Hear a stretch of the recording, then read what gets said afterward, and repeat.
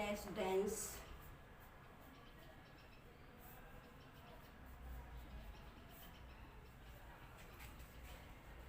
rocks, yeah.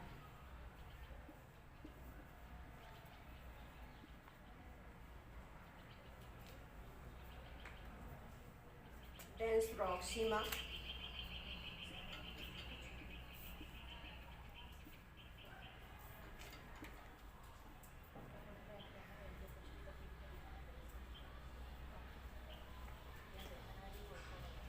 और ये आपकी जो है वो है डिपर ब्रूट।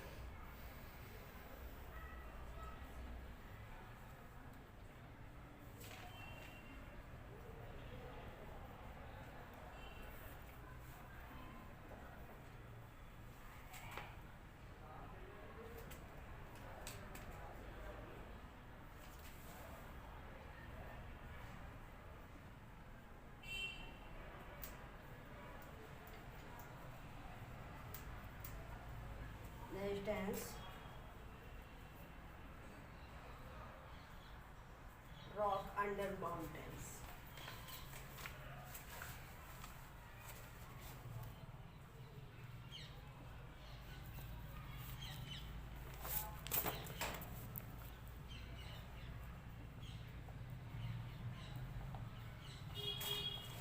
और ये पूरा का पूरा आपका हाई डेंसिटी एरिया है।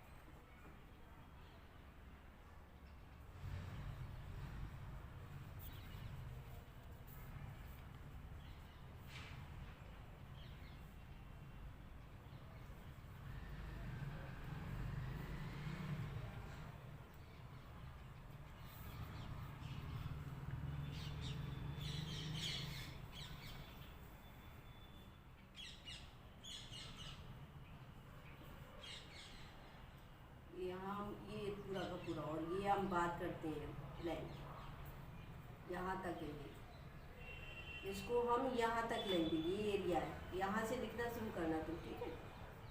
और ये प्लेन का हम यहाँ से प्लेन का जो लेंगे वो आपका प्लेन का ये आ जाता है, और ये है shallow roots of less dense rocks under plain reason.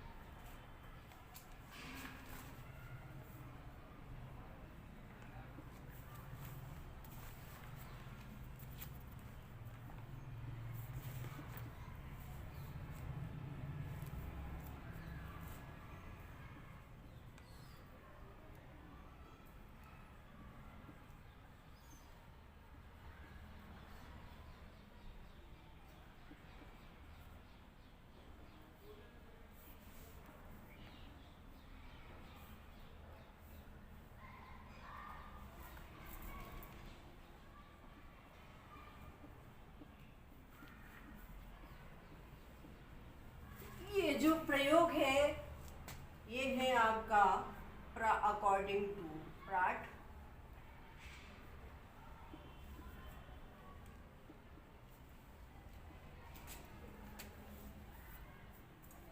Isostasy theory.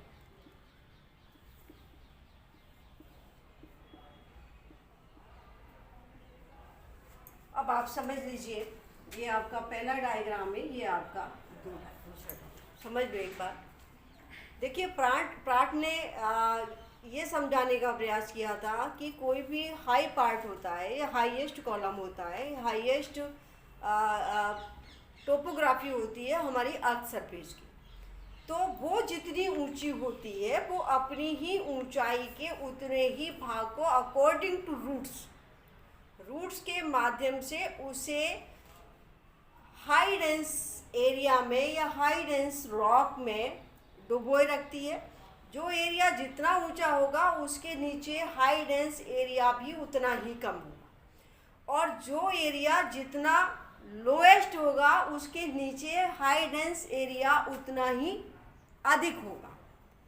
For example आपका ओशन है या सी लेवल है, तो सी लेवल के नीचे जो आपकी सियाल की लेयर पाई जाएगी वो सियाल की लेयर बहुत पतली होगी, बजाय देन हिमालय पर्वत के नीचे जो सियाल की लेयर पाई जाएगी वो सियाल की लेयर प्लेन के सियाल की लेयर की तुलना में अधिक गहराई में होगी। और इसीलिए इन्होंने, इनका जो सिद्धांत था, प्राट ने ये कहा था कि माउंटेन हैव ए रूट।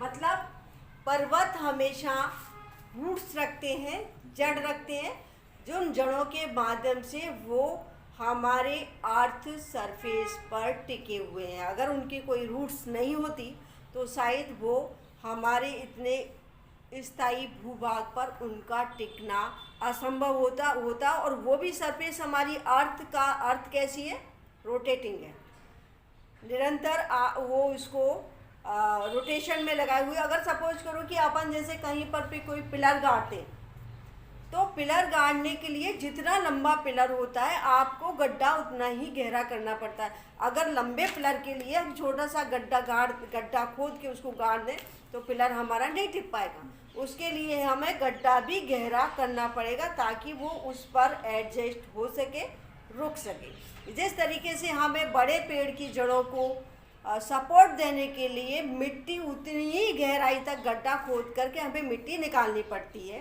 तब जा कर के वो हमारा मोटा वृक्ष उसमें टिक सकता है। और छोटे वृक्ष के लिए हम जरा सा गड्ढा खोद करके उसको सफिशिएंट उसको कर देते हैं। तो जो मिट्टी एज ए हमारी सीमा हो गई और उसकी रूट्स एज ए हमारी सियाल हो गई। तो हमने सियाल को अंदर तक डालने के लिए हमने उतने ही एरिया से हमने सीमा को हटा दिया, दोनों का बैलेंस बराबर हो गया। तो इस तरीके से जाकर के हमारे अर्थ सरफेस पर जो भी आइसोटेसी की थ्योरी है वो काम कर रही है, वरना अगर ये चीज़ें नहीं होती तो हम उस थ्योरी को नहीं लागू कर पाते। ये तो एहरी का सिद्धांत था, प्राट का सिद्धांत था, लेकिन एहरी हमारा बिल्कुल अलग है। एहरी ने क्या कहा था कि हम ये नहीं कह सकते कि हमारा कोई भी सारे ऊपर के जो कॉलम है वो हमारे सब एक ही जैसे मटेरियल से बने हो। उन्होंने ये कहा था कि highest the column and lowest the density and lowest the column highest biggest the density. उन्होंने कहा कि जो चीज़ जितनी ऊंची है वो उतने ही लो डेंसिटी वाले पदार्थों से बनी है, और जो चीज़ जितनी नीची है वो उतने ही हाई डेंसिटी वाले पदार्थों से बनी है। तो यहाँ पर आप देख रहे हो कि ये एहरी ने अपना एक एग्जाम्पल दिया था, एक प्रयोग दिया था। उस प्रयोग के माध्यम से उसने ये बताने का प्रयास किया था कि हमारे स्थलखंड पर जो भी टोपोग्राफी है वो टोपोग्राफी क्यों और किस तरह स्थिर अवस्था में है, उनमें बैलेंस कैसे बना हुआ है। तो यहाँ उन्होंने एक कॉपर के टुकड़े लिए हैं। चूँकि कॉपर की डेंसिटी शायद मैंने नहीं लिखा पाई, कॉपर की डेंसिटी लिख लीजिए यहाँ पर।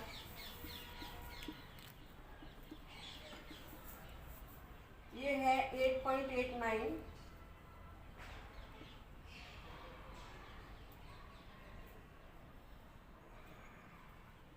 देखिए यहाँ पर हमने देखा हमारे ये डेंसिटी कितनी है 13.69 और ये डेंसिटी हमने कितनी ली है 8.89।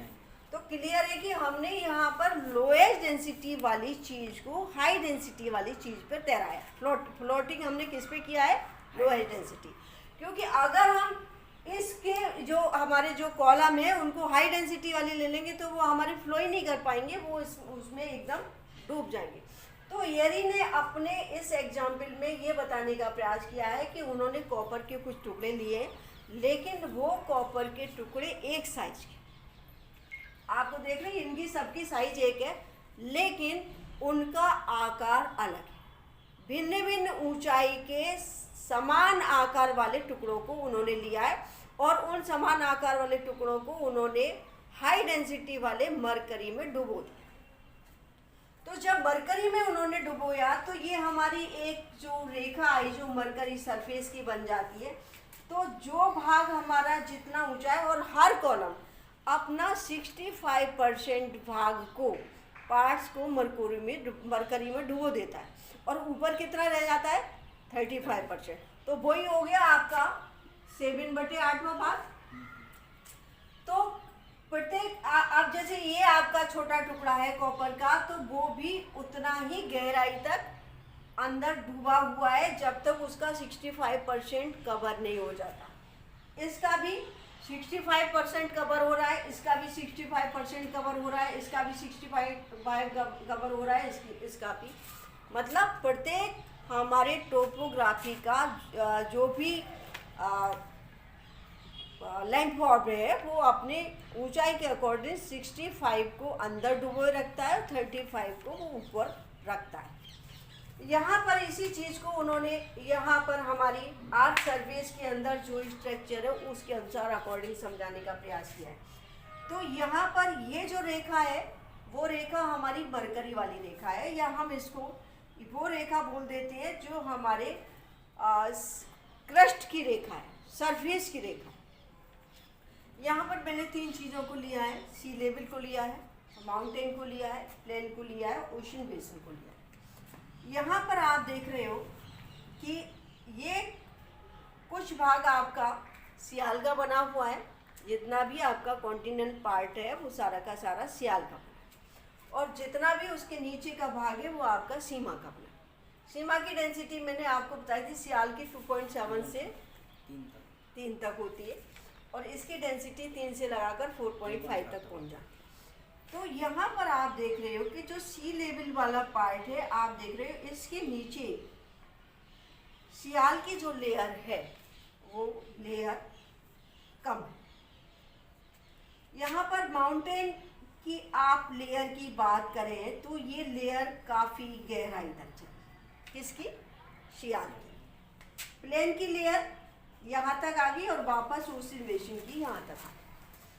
तो जैसे जैसे ऊंचाई बढ़ रही है वैसे वैसे सियाल की परत भी कैसी होती जा रही, बढ़ती जा रही है, और सीमा की परत घटती चली जा रही है। ये हमारा पूरी की पूरी सीमा की लेयर है जो हाई डेंसिटी वाली है।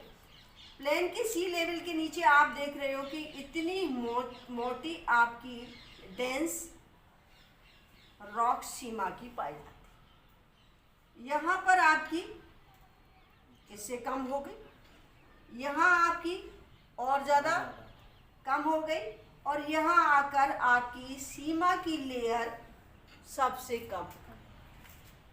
यहाँ पर मैदानों के नीचे वापस सीमा की लेयर बढ़ गई, ओशन के पास जाएंगे तो सीमा की लेयर वापस बढ़ गई। तो यहाँ पर ये आपका पूरा, यहाँ मैंने ये बताने का प्रयास किया है कि डीपर रूट्स, डीपर मतलब गहराई में माउंटेन की रूट्स अंदर पहुंची हुई हैं, less dense rocks under mountain. ये जो आपकी लेस डेंसिटी वाली रॉक है वो आपकी यहाँ पर सीमा में काफ़ी गहराई तक धसी हुई है।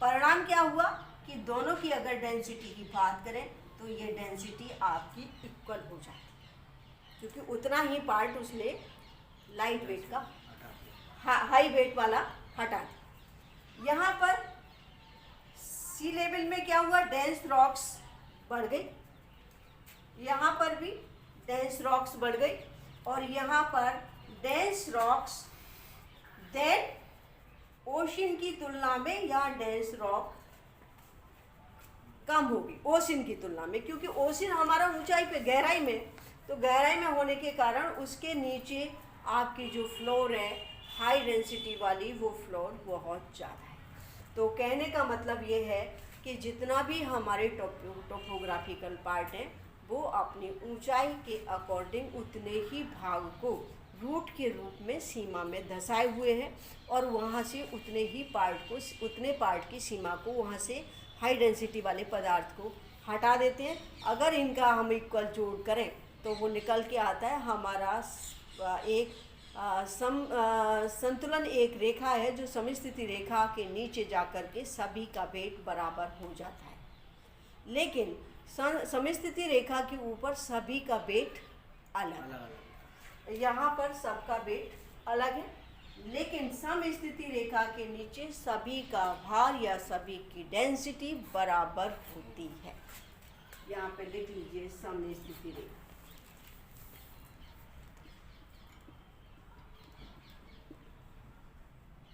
तो ये हमारा किसका हो गया, प्राट की थ्योरी। अब यहाँ पर हम इसको बताने का प्रयास करेंगे कि प्राट ने जो अपनी थ्योरी दी थी, वो प्राट की जो थ्योरी थी वो उन्होंने